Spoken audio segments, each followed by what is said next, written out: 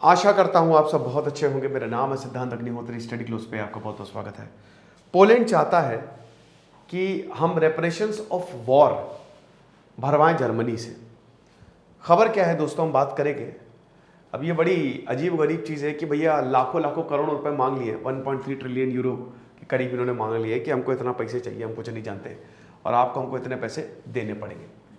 तो ये भैया जारोस्लाव काचिंस्की जो कि लीडर हैं Poland ruling conservative law and justice party PIS, अभी जो इस समय प्रेजेंटली रूल कर रही है, और इनका ये बेस काफ़ी लोग जो हैं यहाँ पे बोल रहे हैं कि भैया जो तुमने फाइनेंशियल डैमेज किया उसका हमको हर जाना दो। जर्मनी बोल रहा है अरे अरे कहाँ भैया कहाँ, जबरदस्ती में कुछ भी, नींद पे लोगों, नींद से उठो, हर जाना दो, अगर नहीं देना तो पड़ेगा।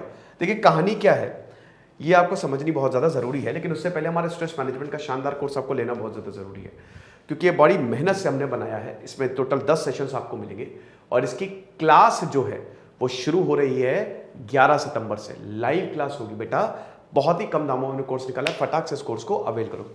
ओके, तो एक मिनट रुकिए, मैं पेन ले लेता हूँ। पेन मैंने एक्चुअली अपना टेबल पे रख दिया है। हाँ ये सही है। देखो बेटा हुआ क्या था, कहानी पहले सुनो। देखो पोलैंड वो उन बदकिस्मत देशों में है जिसने हिटलर का रात झेला था, जिसने हिटलर की गुस्सा झेला था हिटलर का, ठीक है। और पोलैंड पे ही जब इन्वेजन हुआ तभी हम देखते हैं कि वर्ल्ड वॉर 2 शुरू हो गया। वर्ल्ड वॉर 2 में दोस्तों करोड़ों लोगों की, 5 करोड़ से ज्यादा लोगों की जान गई थी, मतलब अगर आप सब मिला दें। और इतना भयावह वॉर आज तक कभी नहीं हुआ। हिटलर सत्ता में आया, हिटलर वैसे ही अखंड जर्मनी बनाना चाहता था। हिटलर ने पूरी दुनिया को जर्मन को ये बोल दिया कि तुम्हारा खोया हुआ आत्मसम्मान अपुन लौटाएगा, अपुनिच भगवान अपुन लौटाएगा। आधे लोगों ने बिलीव किया, आधे लोगों ने नहीं किया, लेकिन जिन आधे लोगों ने बिलीव किया उसी के बेसिस पे 1933 में हिटलर सत्ता पे काबिज हो गया। मैंने कई बार लेक्चर दिए। अब उसके बाद अगले 6 सालों तक हिटलर जो है उसने जर्मनी को बहुत ही ताकतवर बना दिया। उसने वो सारी चीजें की जो दुनिया नहीं चाहती थी, और दुनिया चुप थी क्योंकि दुनिया अपनी प्रॉब्लम झेल रही थी। इधर अमेरिका में रिसेशन आया हुआ था, इसका फायदा हिटलर को मिला। न्यूरेमबर्ग लॉ, ज्यूज को एकदम सेग्रीगेट करना। अब यहूदी जो है, यहूदियों पे 2000 सालों से अत्याचार हो रहा है, आपको पता ही है। तो 1899 के आते आते सारे के सारे यहूदी, मतलब ज्यादातर यहूदी या तो अमेरिका चले गए या पोलैंड चले गए। पोलैंड में उस समय आधे से ज्यादा यहूदी रहते थे, ठीक है, 50%, मतलब काफी यहूदी रहते थे पोलैंड में। अब नेवर चेम्बरलेन जो कि उस समय ब्रिटिश प्राइम मिनिस्टर थे, वो हिटलर के बहुत ही फेमस इंसिडेंट है, हिटलर के पास गए तो हिटलर से बोला कि अरे महाराज आप अटैक मत करना, हम आए हैं आपके दर पे। हिटलर में नहीं नहीं टेंशन ना लो, ऐसे कंधे पे हाथ रखा, मैं कहाँ अटैक है, छोटा आदमी हूँ मैं, छोटी बहुत आर्मी बना ली, मैं थोड़ी ना अटैक करूंगा, क्या चाहिए आपको। बोला कि कुछ थोड़ी बहुत टेरिटरी दे दो अपनी।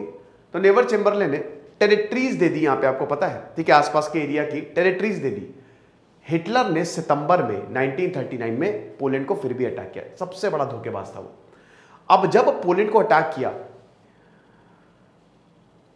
हफ्तों में पूरे पोलैंड को खत्म किया, 60 लाख से ज्यादा लोगों को खत्म कर दिया। कॉन्सेंट्रेशन कैंप बनाए गए पोलैंड में, ठीक है। तो इतनी बुरी हालत की पोलैंड में 6 सालों तक, समझिए कि पोलैंड सारे यहूदियों को मारा, लोगों को मारा, जेनोसाइड पे जेनोसाइड। तो अब इसीलिए पोलैंड अभी कह रहा है कि सुनो ऐसा है, हमको रेपरेशंस दो। अब हुआ क्या, 1945 में वर्ल्ड वॉर 2 खत्म हुआ। अब उसके बाद भाई वॉर क्राइम्स जो है वो जर्मनी पे लगे और जर्मनी को डिवाइड कर दिया, ईस्ट जर्मनी वेस्ट जर्मनी। 1953 में हम ये देखते हैं कि क्योंकि आपको पैसा तो देना है भाई, आपके देश से इतना अत्याचार हुआ है तो आपको पैसा देना है, तो सारे देशों ने जर्मनी से पैसा मांगा। तो इसमें पोलैंड भी था। तो पोलैंड ने क्या किया, जर्मनी ने क्या किया, एक एग्रीमेंट साइन किया कि एक काम करो, अभी हमारे पास इतना पैसा नहीं है, हम खुद ही कंगाल है, तो हमारी टेरिटरी ले लो कुछ, ठीक है, वही कॉम्पनसेशन मान लेना। तो ये हो गया, तो ये मामला सॉर्ट आउट हो गया। जर्मनी जो है इस समय हिटलर को एक अभिशाप मानता है। आपको बता दो कि हिटलर की कब्र एक पार्किंग लॉट में है जहां पे हिटलर मरा था। और अगर आप जर्मनी में हिटलर की बात कर लेंगे तो वो गुस्सा जाएंगे, क्योंकि वो उसको अपने इतिहास का पार्ट मानना ही नहीं चाहते जर्मनी वाले, कि भैया हमारा इससे कोई लेना देना नहीं है, कौन हिटलर कैसा हिटलर, इसकी बात मत करो। तो मामला सब सॉर्ट है, सब कुछ बढ़िया चल रहा है, अभी भी दुनिया बढ़िया चल रही है, सब देश जो है वो ठीक है, थोड़ा बहुत नोकझोंक हो रही है, लेकिन बाकी सारे जो पूरा यूरोप है वो यूनाइट है ना। तो अभी क्या हुआ है कि यहां की जो पोलैंड की पीआईएस पार्टी है, उन्होंने यही बोला है कि भैया जर्मनी हमको अच्छा खासा पैसा दे, क्योंकि बहुत ज्यादा आपने कत्लेआम मचाया है हमारे देश में। यह कहानी है, समझ गए। अब जर्मनी बोल रहा है कि भैया मामला सुलट गया है, 1953 में हमने सुलटा लिया था, फर्जी का यार तुम पैसा मांग रहे हो, अजीब ही इंसान हो यार।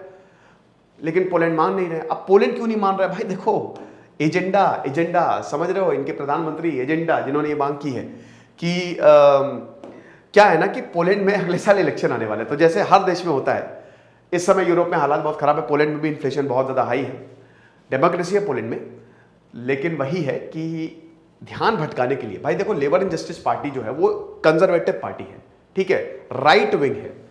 और अभी हाल ही में जो चेंजेस किए हैं, जैसे यहूदियों की प्रॉपर्टी जो है वो पोलैंड ने ले ली, जो होलोकॉस्ट में यहूदी मारे गए थे वो पोलैंड की इस पार्टी ने, मतलब ये ऑर्डिनेंस जारी किया, ले ली पूरी की पूरी। जस्टिस सिस्टम में बहुत ज्यादा बदलाव किए हैं, जो यूरोपियन यूनियन ने जिसके ऊपर आपत्ति जताई है कि आप कर क्या रहे हो, व्हाट आर यू डूइंग, ये सही नहीं है। अगले साल इलेक्शंस आने वाले हैं और ऐसा लग रहा है कि लोगों का बहुत ज्यादा सपोर्ट है नहीं, तो इसीलिए यहां पे इस पार्टी ने, ऐसा बोला जा रहा है, एक्सपर्ट्स का यही मानना है कि इस पार्टी ने ये चाल चली है, मिलना कुछ भी नहीं है, लेकिन लोगों के अंदर देश भावना जगाने के लिए, लोगों को साथ में खड़ा करने के लिए इन्होंने ये बात बोली है। इनका एजेंडा है ताकि ये अगले साल के इलेक्शंस जीत जाएं, ठीक है। तो ये कहानी है। और ये जैसे अब देखिए, अब ये 1953 वाला ये जो एग्रीमेंट है, ठीक है, 1953 वाला एग्रीमेंट, अब यहां पे ये बात सही है कि पोलैंड और रशिया को इन्होंने टेरिटरी दी जर्मनी में, लेकिन जब जर्मनी ने बोला कि भैया एग्रीमेंट साइन है, तो पोलैंड ने बोला अरे ऐसा है, ये एग्रीमेंट सोवियत ने बोला था हमको, हम सोवियत के कंट्रोल में थे। आपको पता है ना, वेस्ट जर्मनी जो है वो पूरा अमेरिका कंट्रोल करता था, ईस्ट जर्मनी सोवियत कंट्रोल करता था, बीच में आयरन कर्टन था, वो टूट गया 1989 में, बर्लिन वॉल ढहा दी गई और उसी के बाद से सोवियत का भी विघटन हो गया, ठीक है। तो अब यहां पे हुआ क्या कि पोलैंड बोल रहा है कि ये जबरदस्ती सोवियत ने हमको बोला है एग्रीमेंट साइन करने को, हम ये एग्रीमेंट साइन नहीं करना चाहते थे, ये तो सोवियत ने हमको बोला, तो अब उनकी वजह से अब हमको जो है वो नुकसान नहीं पहुंचा सकते। जर्मनी बोल रहा है क्या बेसिर पैर की बात कर रहे हो यार, आगे बढ़ो यार, ये मतलब क्या हो रहा है। तो ये हिसाब किताब है। लेकिन जैसा कि मैंने बताया कि 80% जो पीआई सपोर्टर बेस है वो चाहता है कि भैया रेपरेशंस दो, जर्मनी को हमेशा रेपरेशंस भरने पड़े। आपको पता ही है, वर्ल्ड वॉर 1 में भी reparations of war, world war 1 में जर्मनी था और जर्मनी हारा, तो अमेरिका ने बोला, ट्रीटी ऑफ वर्सेल साइन हुई, उसमें सबसे बड़ा क्लॉज यही था ना कि भैया रेपरेशंस दो, जो तुमने युद्ध में प्रॉब्लम की है, कौन देगा पैसा, तुम दो। जर्मनी बोला हमारे पास पैसा नहीं है, हमको कंगाल है, हम कहां से, हम लोग मर जाएंगे हमारे, तुमको पैसे देंगे। तो अमेरिका ने लोन दिए कि अच्छा रुको, हम दे रहे हैं तुमको लोन, लो पैसा भरते रहो, जाओ कोई बात नहीं। तो भैया अमेरिका के लोन से जर्मनी पैसा भर रहा था, लोन तो चुकाना भी है, तो अमेरिका की तो वैसे ही बल्ले बल्ले चारों आंख घी में। लेकिन 1929 में आ गया डगले डिप्रेशन, और 1929 में डिप्रेशन है, तो अमेरिका ने बोला कि अब हमारी हालत खराब होगी, हम तुमको नहीं देंगे पैसा, तुम निकल लो बहुत तेजी में। तो जर्मनी ने बोला अच्छा ऐसा कैसा पैसा नहीं दोगे, पैसा तो देना पड़ेगा यार, तुमने लोन दे रहे हो, ऐसे थोड़ी ना होता है। तो हिटलर बोलता कि यार तो बहुत बढ़िया, हम फायदा उठाएंगे। तो हिटलर ने बस अपना प्रोपेगेंडा यहीं से शुरू कर दिया फैलाना। जैसे हिटलर ने प्रोपेगेंडा फैलाना शुरू किया, खेल खत्म। यही बहुत बड़ा रीजन था, क्योंकि पैसे थे नहीं यहां पे जर्मनी, और हिटलर ने फिर वही 1933 में इसका फायदा उठा के ये सत्ता पे काबिज हो गया। तो आप देख सकते हैं कभी कभी सही वक्त पे की गई चीजें जो हैं आपको बहुत ज्यादा फल देती है। अगर ग्रेट डिप्रेशन नहीं आया होता तो शायद हिटलर सत्ता में नहीं आता, शायद क्या वो नहीं ही आता। तो ये कहानी है, ये सब मैंने आपको बता ही दिया है, ठीक है, इन शॉर्ट में। और ये जो पीपीटी है मैं आपको टेलीग्राम ग्रुप पे शेयर कर दूंगा, ओके। चलो ये सब तो मैं दोबारा नहीं बताऊंगा, क्योंकि फिर मैं जब पीपीटी में दोबारा बताता हूं तो आप लोग कहते हैं सर रिपीट मत करिए, आप रिपीट करते हैं सर, प्लीज सर ऐसा मत करिए सर।